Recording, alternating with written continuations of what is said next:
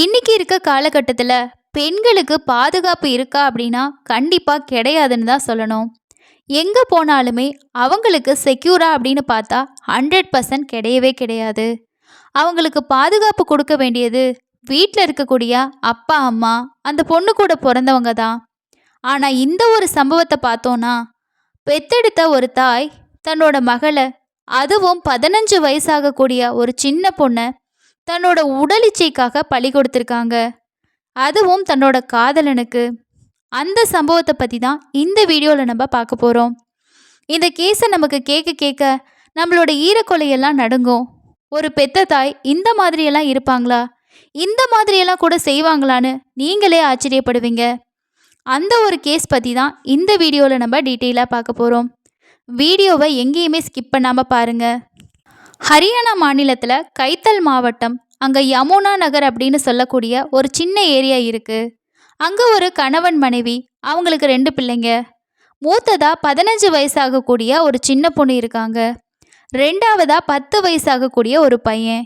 அந்த சின்ன பொண்ணு 10th முடிச்சுட்டு இப்போ வீட்டில் தான் இருக்காங்க. ரிசல்ட்டுக்காக வெயிட் பண்ணிக்கிட்டு இருக்காங்க. அப்படி இருக்கும்போது இந்த சின்ன பொண்ணோட அம்மா, அவங்க பேரு ரேணு, கடந்த மே 19, 2025 அன்னைக்கு ஒரு திங்கக்கிழமை தன்னோட மகளை கூட்டிக்கிட்டு அவங்க சிட்டிக்கு ஒரு சொற்பொழிவுக்கு போகிறாங்க. அது ஒரு ஆன்மீக சொற்பொழிவு. தன்னோட கணவர்கிட்ட சொல்லிட்டு அங்கே போகிறாங்க. அன்னைக்கு நைட் ஆகுது. தன்னோட மனைவி வரலையேன்னு சொல்லிட்டு கணவர் தன்னோட மனைவியான ரேணுக்கு கால் பண்ணுறாரு. என்னாச்சுமா, இன்னும் வரலையா அப்படின்னு கேட்கும்போது ரேணு என்ன சொல்கிறாங்கன்னா, இல்லைங்க, இன்னும் முடியலை, நாளைக்கு இருக்குது, நாங்கள் நாளைக்கு இதெல்லாம் முடிச்சுட்டு அதுக்கப்புறமா வாரோன்னு சொல்கிறாங்க. அவங்க சொல்லிகிட்டு இருக்கும்போதே அந்த காலையும் கட் பண்ணுறாங்க. அவங்க கணவரும் சரின்னு சொல்கிறாரு. இப்போ அடுத்த நாள், அதாவது மே 20ஆம் தேதி அன்னைக்கு மத்தியானம் ஆகுது. ஆனால் அப்போ கூட இந்த ரேணு வீட்டுக்கு வரல.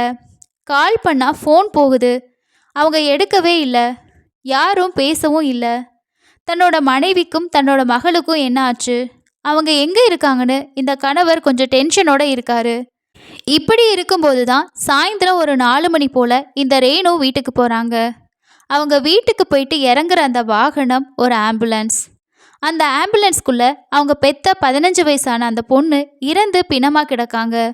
அவங்கள பார்த்த உடனே தன்னோட மகளை அந்த மாதிரி ஒரு காட்சியில் பார்த்த ரேணுவோட கணவர், அவங்க பிள்ளைங்க எல்லாருமே ஷாக் ஆகி போகிறாங்க. அழுகவும் ஆரம்பிக்கிறாங்க. என்ன ஆச்சு அப்படின்னு கேட்கும்போது ரேணு என்ன சொல்கிறாங்கன்னா, இந்த மாதிரி நாங்கள் 2 பேரும் பஸ் ஸ்டாண்ட் கிட்ட கிராஸ் பண்ணும்போது தன்னோட மகளை ஒரு வண்டியில் இடிச்சிட்டு போயிட்டாங்க, அதில் பொண்ணு இறந்து போயிட்டாங்க அப்படின்னு சொல்லிட்டு ரேணுவும் அழுக ஆரம்பிக்கிறாங்க. அதை கேட்டு ரேணுவோட கணவரும் அவங்க மகன் 2 பேருமே அழ ஆரம்பிக்கிறாங்க. அதுக்கு அடுத்தது சொந்தக்காரங்களும் அந்த ஏரியாவில் இருக்க மக்களும் அங்கே கூட்டமாக கூடுறாங்க. கூட்டம் அதிகமாகுது. உடம்புல பல இடத்துல சிராய்வு காயமாக இருக்குது. அதே மாதிரி முகத்திலையும் அடிபட்டிருக்கு. தன்னோட மகளை அந்த ஒரு ஸ்டேஜில் பார்த்துட்டு அந்த சின்ன பொண்ணோட அப்பா அழுகவும் ஆரம்பிக்கிறாரு. இப்போ அந்த பொண்ணுக்கு உண்டான காரியம் எல்லாமே பண்ணி முடிக்கிறாங்க.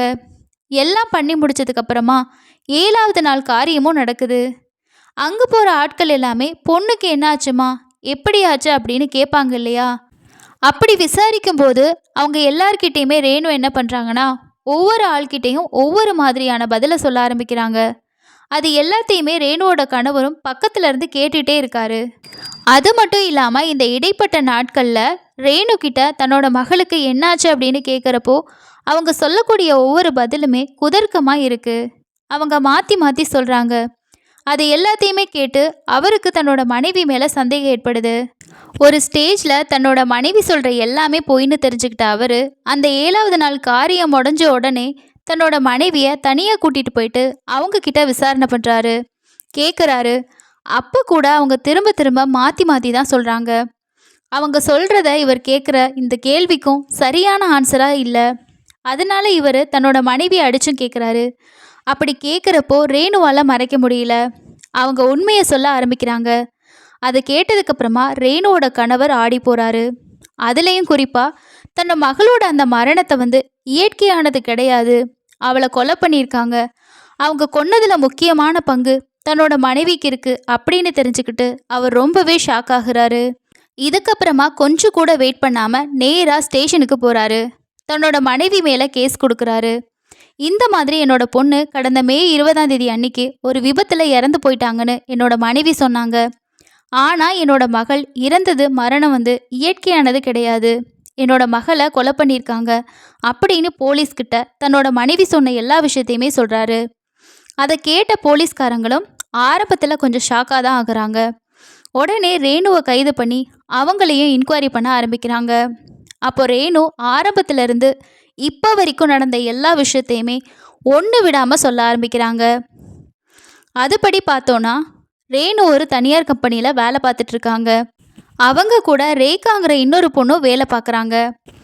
அவங்களுக்கும் கல்யாணம் ஆயிடுச்சு, குழந்தைங்க இருக்காங்க. அவங்களோட ஊர் பார்த்தோன்னா பக்காமா அப்படின்னு சொல்லக்கூடிய ஒரு கிராமம். இந்த ரேகாவுக்கு கல்யாணத்தை மீறிய உறவுகள் இருக்குது. அவங்களுக்கு பல ஆண்கள் கூட தொடர்பு இருக்குது. ரேகா கூட பழக ஆரம்பித்ததுக்கு அப்புறமா ரேணுவுக்கும் அப்பேற்பட்ட எண்ணங்கள் உண்டாக ஆரம்பிக்குது. அதுலேயும் குறிப்பாக ரேணுவுக்கு ரேகா மூலமாக லத்தின்னு சொல்லக்கூடிய ஒரு ஆண் பழக்கமாகறான். அவனுக்கு வயசு 35. அவனுக்கு இன்னும் கல்யாணம் ஆகலை. அவன் கூட இவங்க பழக ஆரம்பிக்கிறாங்க. நாட்கள் போக போக அந்த பழக்கம் இன்னும் நெருக்கமாகுது. ஒரு ஸ்டேஜில் 2 பேரும் ஒன்றா உறவு வைக்க ஆரம்பிக்கிறாங்க. 2 பேத்துக்கு இடையில கள்ளக்காதல் ஏற்படுது. பாலியல் உறவு வச்சுக்கிட்டு ரொம்பவே ஹாப்பியாக இருந்திருக்காங்க. ஆனால் லத்தி பற்றி பார்த்தோன்னா அவன் நல்லவன் கிடையாது. அவன் என்ன பண்ணுறான்னா ரேணு கூட ஒன்றா இருக்கப்பெல்லாம் அவங்களோட அந்தரங்க காட்சிகளை வீடியோவாக தன்னோட ஃபோனில் ரெக்கார்ட் பண்ணவும் ஆரம்பிச்சிருக்கான். அப்போ அந்த ரேணு வேணான்னு சொல்லும் போதெல்லாம் அவன் அந்த ரேணுவை மயக்கி வீடியோவை ரெக்கார்ட் பண்ணி வச்சுருக்கான். கொஞ்ச நாள் போனதுக்கப்புறமா ரேணு கிட்ட அந்த வீடியோவை காமிச்சு அவன் மிரட்டவும் ஆரம்பிக்கிறான். அதுவும் அவங்கக்கிட்ட காசு கேட்கல, பணம் கேட்கல, அவங்களோட 15 வயசு மகளை கேட்குறான். இந்த மாதிரி உன்னோட இந்த ப்ரைவேட் வீடியோலாம் வெளியில் போகாமல் இருக்கணும் அப்படின்னா நான் சொல்கிறபடி உன்னோட பொண்ணை என்கிட்ட அனுப்பி வை. நான் உன்னோட பொண்ணு கூடயும் உறவு வைக்கணும். ஒருவேளை நான் சொல்கிற இந்த காரியத்தை நீ பண்ணலைன்னா சோஷியல் மீடியாவில் இந்த வீடியோஸ் எல்லாத்தையுமே விட்டுருவேன், இந்த வீடியோவை நெட்டில் ஏற்றி விட்டுருவேன் அப்படின்னு சொல்லிட்டு ரேணுவை மிரட்டுறான். அதை கேட்ட ரேணு பயந்து போகிறாங்க. அவன்கிட்ட எவ்வளவோ கெஞ்சி பார்க்குறாங்க, காலில் கூட விழுந்து கதறாங்க. ஆனால் லத்தி அதை கேட்கவே இல்லை. அது மட்டும் இல்லாமல் ரேணு என்ன பண்ணுறாங்கன்னா, உனக்கு நான் காசு தர்றேன், நகை கூட தரேன், உனக்கு என்ன வேணுமோ அதை நான் தர்றேன், ஆனால் என்னோட பொண்ணை விட்டுரு அப்படின்னு அவங்ககிட்ட கெஞ்சி பார்க்குறாங்க. ஆனால் லத்தி அதை எதையுமே கேட்கல, அதுக்கு அடிப்பணியவும் இல்லை. எனக்கு உன்னோட மகளை அனுப்பி வை அப்படின்னு அவன் ரொம்பவே ஸ்ட்ராங்காக சொல்கிறான். அப்போ ரேணு ரேகா கிட்டே ஹெல்ப் கேட்குறாங்க. ஏன்னா ரேகா மூலமாக தான் இந்த லத்தி அவங்களுக்கு பழக்கமாகறான் இல்லையா. ஸோ ரேகா கிட்டேயும் கெஞ்சி பார்க்குறாங்க. இந்த மாதிரியெல்லாம் பண்ணுறான், நீ கொஞ்சம் பேசி பாருன்னு எவ்வளவோ சொல்லி பார்க்குறாங்க. ஆனால் ரேகா லத்தி கூட பேசுகிறத விட்டுட்டு இவங்கள சமாதானப்படுத்துகிறாங்க. அவன் சொல்கிறபடி நீ கேட்டுரு, உன்னோட மகளை அவன்கிட்ட கொண்டு வந்து விட்டுரு, அப்படி இல்லைனா அவன் சொன்னபடி பண்ணிடுவான். அவங்களும் ரேணுவை மிரட்டுறாங்க. இப்போ ரேணுவுக்கு வேறு ஆப்ஷனே கிடையாது, வேறு வழியும் இல்லை. அவங்க தன்னோட தவறையும் தன்னோட மானத்தையும் காப்பாற்றிக்கணும் அப்படிங்கிறதுக்காக தன்னோட பொண்ணை கொடுக்க முடிவு பண்ணுறாங்க.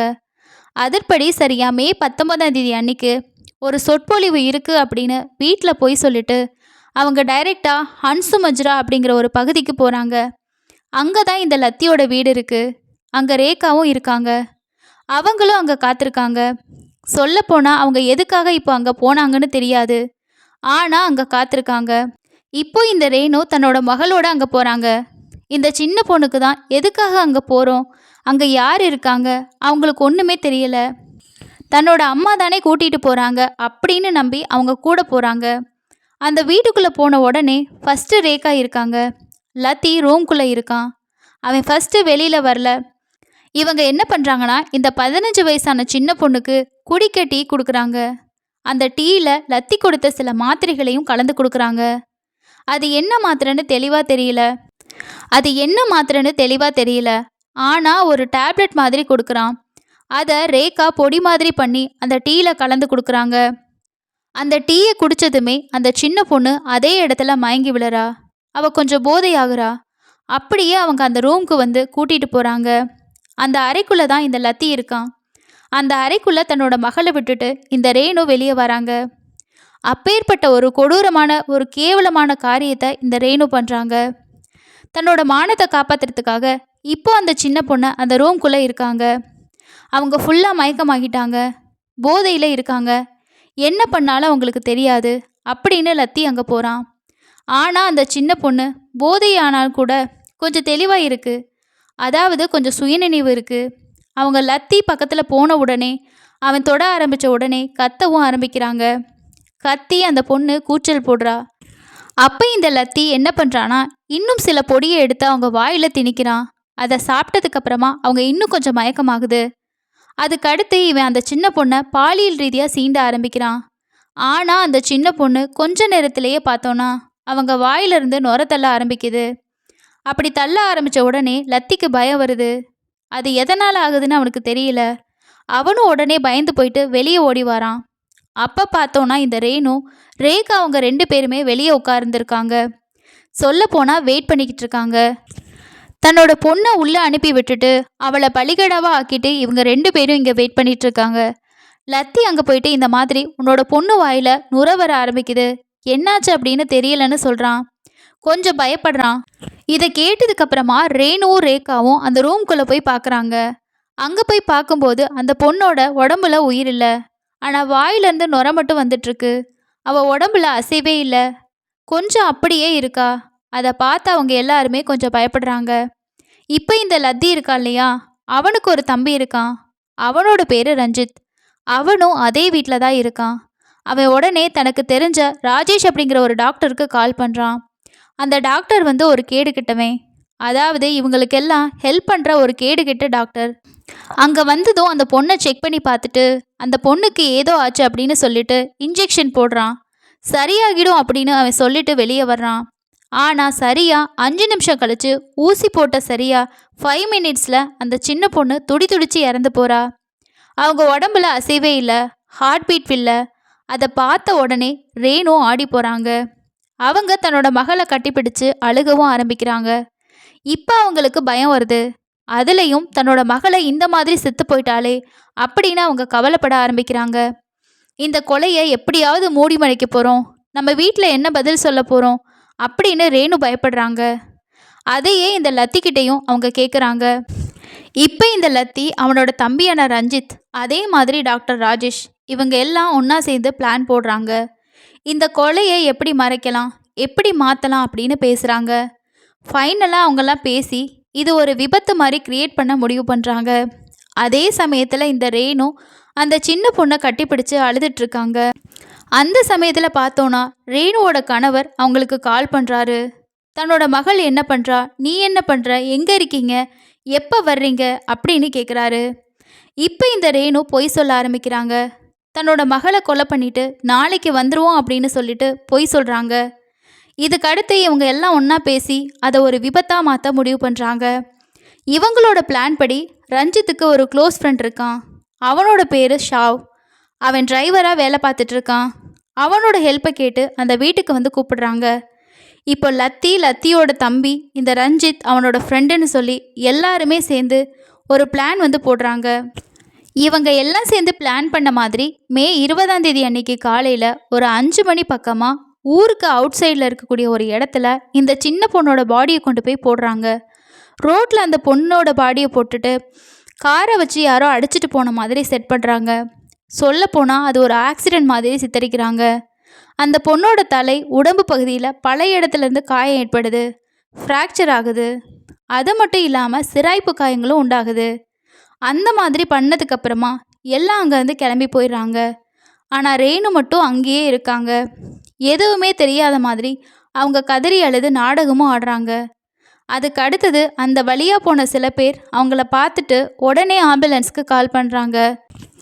ஆம்புலன்ஸும் அங்கே அந்த பொண்ணோட பாடியை பிக்கப் பண்ணிவிட்டு நேராக ஹாஸ்பிட்டலுக்கு கொண்டு போகிறாங்க. அங்கே டாக்டர்ஸ் அந்த பொண்ணை செக் பண்ணி பார்த்துட்டு இவங்க ஏற்கனவே இறந்து போயிட்டாங்க அப்படின்னு கன்ஃபார்ம் பண்ணுறாங்க. இதை கேட்டதும் ரேணு தன்னோட பொண்ணு இப்படி இறந்து போயிட்டாலேன்னு சொல்லி நாடகமாட ஆரம்பிக்கிறாங்க. அது மட்டும் இல்லாமல் அங்கே இருக்க டாக்டர்ஸ் கிட்ட பேசி அந்த பொண்ணோட பாடியை தூக்கிட்டு டைரெக்டாக திரும்பவும் தன்னோட வீட்டுக்கு போகிறாங்க. அங்கே போயிட்டு தன்னோட நாடகத்தை திரும்பவும் ஆரம்பிக்கிறாங்க. இந்த மாதிரி தன்னோட பொண்ணு ஒரு விபத்தில் இறந்து போயிட்டாங்க அப்படின்னு தன்னோட வீட்டில் இருக்கவங்ககிட்ட சொல்லி அங்கே இருக்க எல்லாத்தையுமே நம்ப வைக்கிறாங்க. அவங்களும் அதை நம்புகிறாங்க. ஆனால் அங்கே இருக்க எல்லாருமே திரும்ப திரும்ப கேட்கும்போது ஒரு சின்ன பொண்ணு விபத்தில் இறந்து போயிருக்காங்க அப்படின்னும் போது என்னாச்சு அப்படின்னு எல்லாருமே கேட்கத்தான் செய்வாங்க. அந்த மாதிரி அவங்க கிட்ட கேட்கும்போது உண்மையாக இருந்துச்சு அப்படின்னா எல்லார்கிட்டேயுமே ஒரே மாதிரி தான் சொல்லுவோம். ஆனால் பொய்ன்னு சொன்னாதான் நமக்கே வாய் வராது, அதை கரெக்டாக சொல்ல முடியாது. அதே மாதிரி தான் இங்கே ரேணுவும் ஒவ்வொரு ஆள்கள் கேட்கும்போது ஒவ்வொரு மாதிரி சொல்ல ஆரம்பிக்கிறாங்க. அவங்களோட பதிலில் தெளிவு கிடையாது. இதை எல்லாத்தையுமே கணவரான ரேணுவோட கணவர் நோட் பண்ணிக்கிட்டே தான் இருந்திருக்காரு. தன்னோட மனைவியை இந்த மாதிரி ஒருத்தர்கிட்டையுமே ஒவ்வொரு மாதிரி சொல்கிறா. உண்மையிலேயே தன்னோட பொண்ணுக்கு என்னாச்சு அப்படின்னு அவருக்குள்ளேயே ஒரு சந்தேகம் வருது. அது நாளுக்கு நாள் அதிகமாகுது. ஒரு ஸ்டேஜில் தன்னோட மனைவியை அடித்து கேட்குறப்போ அவங்க வேறு வழி இல்லாமல் எல்லா உண்மையுமே சொல்ல ஆரம்பிக்கிறாங்க. தன்னோட பொண்ணோட சாவுக்கு காரணம் தான் அப்படிங்கிற உண்மையும் ஒத்துக்கிறாங்க. இதெல்லாம் கேட்டதுக்கப்புறமா போலீஸ்காரங்களே கொஞ்சம் ஷாக் ஆகுறாங்க. சொல்லப்போனால் ஆச்சரியப்படுறாங்க. இதுக்கப்புறமா இந்த சம்பவத்தில் தொடர்புடைய ரேணு உட்பட மொத்தமாக 6 பேர்த்தையும் கைது பண்ணி கோர்ட்டில் ஆஜர் பண்ணி சிறையிலே அடைக்கிறாங்க. இப்போ வரைக்கும் இந்த கேஸ் நடந்துட்டு தான் இருக்குது. அதே சமயத்தில் இந்த சம்பவம் பற்றின விஷயங்கள் நியூஸில் வெளியே வந்தது அப்புறமா அதை படித்து பார்த்த மக்கள் எல்லாமே ரொம்பவே ஷாக் ஆகுறாங்க. இதுக்கெல்லாம் மூல காரணமே ஒரு தாய் தான். நீங்களே சொல்லுங்க, ஒரு பெத்த தாய் இந்த மாதிரி பண்ணுவாங்களா? அவங்களுக்கு பண்ணுறதுக்கு மனசு தான் வருமா? இப்படியெல்லாம் பண்ணால் அவங்க தாயே கிடையாது. அவங்களுக்கு தாய்ங்கிற சொல்லுக்கு தகுதியும் இருக்கா? அதை நீங்களே சொல்லுங்க. இந்த மாதிரி பெண்களை என்ன பண்ணலாம்? அவங்களுக்கு என்ன மாதிரி தண்டனை கொடுத்தா நல்லா இருக்குன்ற உங்களோட கருத்துக்களை கீழே இருக்க கமெண்ட் செக்ஷனில் ஷேர் பண்ணுங்கள். அடுத்த இன்னொரு வீடியோவில் சந்திக்கலாம். நன்றி.